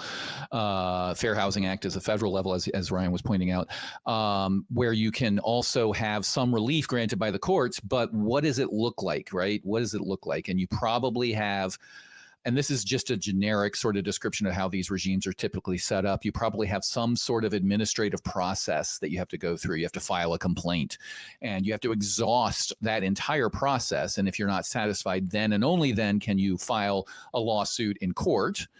And then you have to produce evidence. And at least in those venues, it's probably not a high level of evidence. It probably is just a preponderance of the evidence. And as long as you can convince some judge 3 years on that you were improperly evicted because you have videotapes of every night you were there, and you have testimony from 28 reputable people, and all of that stuff, then maybe you can win, and you've been out of the house for 2-3 years or whatever. Now, that said, that's a cynical view. A lot of housing disputes, at least in local venues, are accelerated. Anytime you're going to get you need to evict somebody as a landlord, typically you will go before a judge within like 60 to 90 days, not waiting 2 or 3 years. But yeah, my short answer is, oh, you sweet summer child. Yes. Just because there's a law in the books doesn't mean that devious people will find ways around it all the time. And it's important to have the laws on the book, but it's also important to have friends and family, develop a record through paperwork, video, photo, all of that sort of stuff, so that if you do either want to stand on principle and fight the long fight, or if it comes down to an immediate sort of action where there's some sort of police involvement, you've got evidence. Because the person without evidence, it comes down to a he said, she said, and the institution is, unfortunately, I have dealt with landlord-tenant disputes before, and the institution tends to trust the landlords more than the tenants, especially in lower income housing. Yeah, these are good fights to have if you have the capacity to fight them. Yeah, exactly. I'm reminded of, I'm rewatching the TV series Veep, which is a fictional account of Julia Louis-Dreyfus plays a vice president who aspires to be president. And there is a moment with a representative and his aide, and he's trying to punish his aide and insult him and tell him he's really slow. And he says something along the lines of, "You move as slowly as a Mississippi detective investigating the murder of a young black man." Damn. And it's a funny line. And it's so many times in comedy, it's funny because there's this very big core of truth, and it's very related to what you're talking about. The housing authority in the local area will move as slowly as they want to, based on whatever their own personal prejudices are. Does that answer your question there, Mike? I think that answers it. Yeah. Okay, great. I understand. You're not offering legal advice, but I appreciate it. And I just wanted to say to Forrest, it sounds like he might have been correct a few years ago until that 2021 thing, but I got a little snarky and I laughed at him, and I apologize to Forrest. So I'm sure Forrest is such a nice guy. I am sure he doesn't mind, especially since you're saying he's right. All right. Thank you, Mike. I really appreciate your call. No, okay. All right. Well, fair enough. It takes a lot to come in and say mea culpa. So appreciate that, Mike. All right. We have a few more callers. Let's see if we can get through them. I have Jason, him from Massachusetts, who says, deconstructing theist, I believe he's talking about himself, having problems with family and AA religious slant. Atheists Anonymous, Alcoholics Anonymous. Sure. Jason, tell us what's up.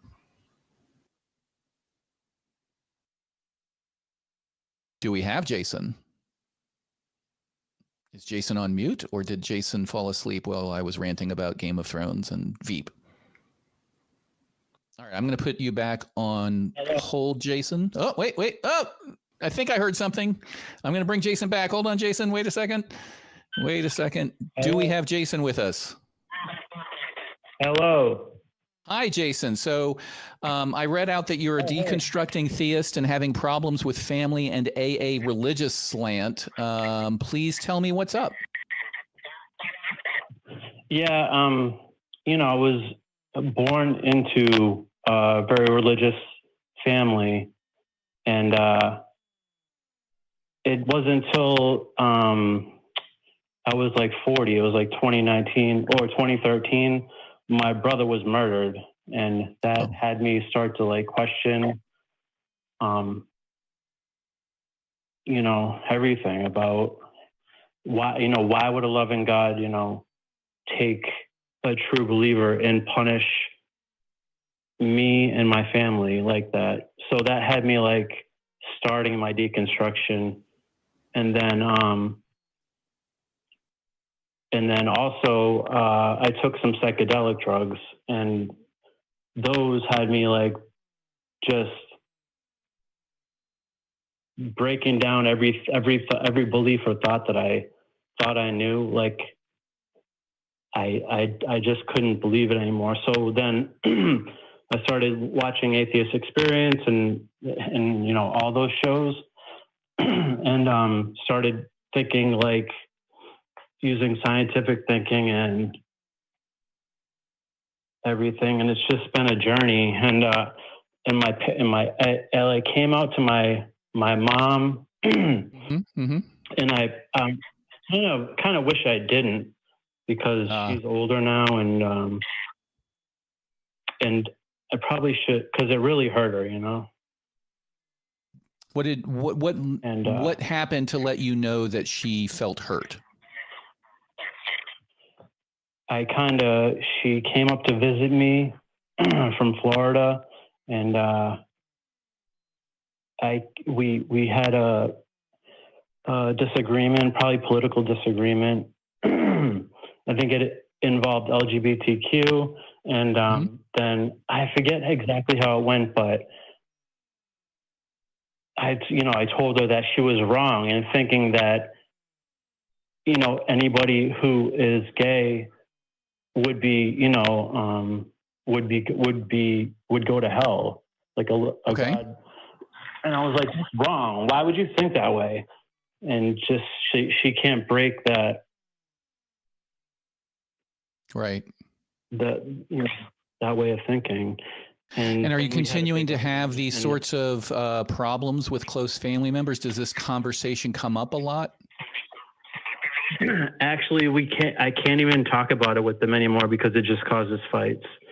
So Right. Whenever I talk with them, we just keep it civilly, and we can't even get too deep into conversations because it comes up. Yeah. And my father, that's not even, and my father won't even talk to me. He hasn't talked to me for 3 years over this. I'm very sorry to hear that. So I think first I'm going to ask you, do you have the stream on playing, like on a speakerphone or something in the background? Because we're hearing ourselves. I don't know how to shut my speakerphone off, though. Okay. Well, what I'll do is I will say, I'll give you my impression. And one is you get to choose your friends. You don't get to choose your family. And two, it takes the grown-up in the room to avoid those conversations.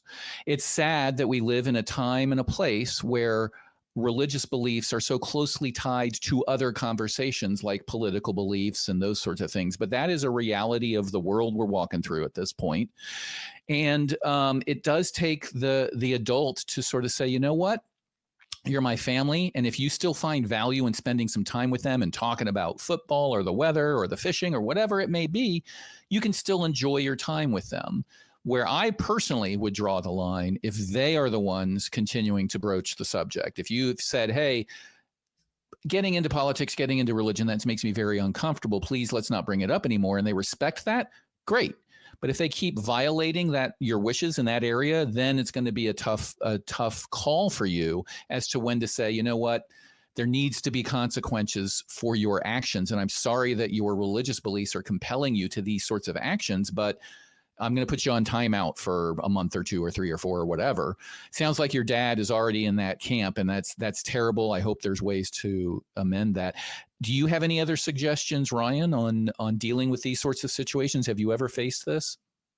I mean, no, not as much. I'm very just fortunate that, I haven't had to deal with this, but you're far from the first person who I've talked to who has. I think that it really shows part of the danger that religious beliefs can have, where people get so ingrained in these particular worldviews that they will go to such great lengths up to and including not talking to close family members. That's horrible. And so I guess the only input that I have for you is, first of all, that is his fault, and the fault of his religious beliefs is not your fault, no matter what was said. Even if, when you get in fights with family, oftentimes we all say things we regret, but adults can get over that and can come back together and talk again. And if it is to a point where your father is saying he's not talking to you anymore, that's not your fault. That's a failing on his part. So you shouldn't feel bad about that. My only other thought is I'm so glad that you called in, and I hope that you've found some community and some support amongst the atheist community, because this is something that I know we try to do as best we can, but a lot of people who came from a religious background, this is one of the most difficult things for them, as they want to replace the community that they had, and it's one of the things that makes it so hard to leave. And when your family is part of the community that you are leaving behind, I can only imagine how difficult that is. So I hope that you are have been able to find that support, and to whatever extent we can bring it, that we're able to help with it. There's unfortunately, not a lot of good advice you can give if your dad's not talking to you. There's nothing you can say to him to work on that. But I hope that you'll keep us informed, and hopefully we'll hear next time when you call in that things have gotten at least a little bit better. Yeah, please do let us know. He got dropped there, so please do let us know that how things are going, if things change. It's not an uncommon story. We've heard this time and time again, where the only thing that has changed about a person is whether or not they accept a particular proposal. I propose that Jesus is supernatural powers and we'll take it to heaven. I'd stop believing in that, and all of a sudden, the community, the family, everybody ostracizes them, kicks them out of the house, treats them like shit, or won't stop proselytizing to them, etc. And it's very sad. It's a sad thing, because ultimately nobody knows. Like, you can make all the ontological arguments about the perfect pizza you want. You can make all of the arguments from design and the transcendental arguments, and you can read the Bible, and you can read the Bhagavad Gita, you can read the Quran and the teachings of Buddha. If we knew there'd be a Nobel Prize, and there would be university colleges. Every university would have a college of study in that particular religion, and we don't know. We really don't. So the fact that people are so passionate about it as to destroy their own family ecosystem is very, very sad. And I say it all the time, but it's why the title of Hitchens' book, God is Not Great, How Religion Poisons Everything, is so on point. It's not that religion causes vast theocracies in the blink of an eye, or that you've got stormtroopers coming through your window to make you pray. It seeps into these relationships and just ruins them. And I really do, my heart goes out to him. So thanks for your take on that, Ryan. We did have one more caller that I did want to get to, but they dropped. I think the caller's name was D, but it was right on point. So I want to ask you about it. I know we don't have a lot of time, but if I can summarize what I remember about the call notes, is they wanted to talk about potential long-term solutions to the apparent First Amendment crisis that we are in right now. And I think that's sort of a great topic for us to go out on, given your specialty. What are you guys thinking might be some tools in our tool bag that might create some sort of long-term solution? Is it just democracy, or is there more? Democracy helps. I think that what it always comes back to my mind, the common denominator throughout needs to be, we need public support for strong state-church separation. And so people need to be reminded why state-church separation is important in the first place, and what that will lead to is elected officials who stand up for state-church separation, judges who stand up for state-church separation. You can't get these things without winning the public over on it. And I think a lot of people are on the right side of this, but they're kind of indifferent about it. They don't see it as as that important as an issue. Which, to be, to their credit, there are so many things to be concerned about right now. I understand people who say, hey, this is not on my top 10 list of worries right now. That's fair. But the point that I would make is that state-church separation probably has an angle on every item on your top 10 list. And so once you see that this impacts all the other areas of public policy you care about, it suddenly is worth paying attention to. And I think once people take it seriously, then you can focus on improving it. And in the terms of the nuts and bolts, you can certainly, follow the work that we do at FFRF to see what we're suggesting. But in brief, I think that focusing a lot on state legislatures, on judicial appointments, and then it's just a matter of trying to put out the individual fighters. So things that we're doing, like our lawsuit in Louisiana to stop the 10 Commandments from being put up in public schools. It's not just about Louisiana public schools, because that case will have judges determining what is the test for when the Establishment Clause is violated. And that will have a ripple effect on situations across the entire country for years or decades to come. So it's really important that we are fighting those battles and moving things in the right direction, because it is very scary, right? You mentioned that the Supreme Court got rid of the Lemon test recently. Mm-hmm. And for people who don't know, this is the way that federal courts have been interpreting the Establishment Clause since the 70s. So the whole world is kind of upside down in First Amendment land right now. And we need to be vigorously fighting this battle to sort it out, because otherwise a lot of the rights that we take for granted could suddenly just be taken away from us. I totally agree. I couldn't end the show on a better note. So thank you so much, Ryan, Jayne. I do want to remind people that we have a prompt for this week. If you can beat Ryan's answer to why did God kick out Lucifer, wrong answers only, please add your answers in the comments to this video below, and we will summarize them. I do want to bring somebody in. If you guys are not aware, we have a backup host every night. And this night it was Scott Dickey, who I hope can join us for a little bit, a few minutes here. Scott, thank you for being our backup in case my pleasure, one of us had problems. I was ready to roll, but I don't know if I could keep up on the legal speak though. So maybe it's good that everything went smoothly today. Yeah, we try to keep it pretty straightforward, but every once in a while we'll use shorthand. So what are your thoughts, Scott? Did you have any highlights of the calls? Anything that interested you? Yeah, all of the conversations were very interesting. I think that on a personal note, I really like listening to people who speak precisely. And so listening to a couple lawyers who are trying to speak precisely. I know lawyers can notoriously speak obfuscatingly as well, and if that's a word. But it was really awesome listening to both of you interact with the callers. I did have one thing I wanted to say to Manuel, the caller from Brazil. He was talking about how, all of our call, the things we talk about on the show are always about American politics. And I just wanted to point out to Manuel, you calling us and asking about your question helped to diversify the conversation. And so you are part of your own solution there. So great job, Manuel. Thank you for that call. Thank you. But otherwise, I thought really well. I do have a couple questions for Ryan, though. I think maybe I'll save them for the after show. You got it. Yeah.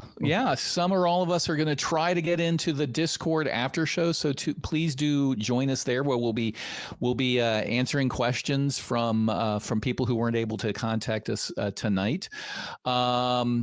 So thank you, Scott, again, so much for being our backup host. And thank you, everybody out there, for joining us, and especially to Ryan Jayne, who is a senior policy counsel at Freedom from Religion.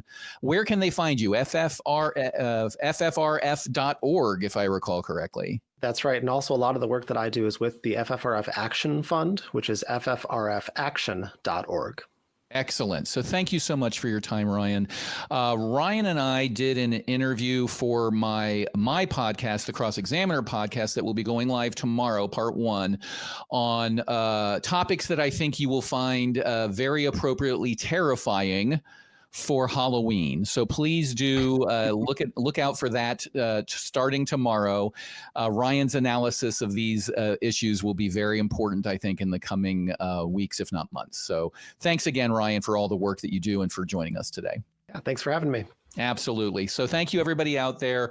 And join us next week for our next live episode at 4:30 Central Time every Sunday. And for now, bye-bye. What will it take for you to start opening your eyes, to start questioning the bullshit everyone around you buys? You think it's any of your business what goes on between my thighs? I wonder when we'll be rid of your lies.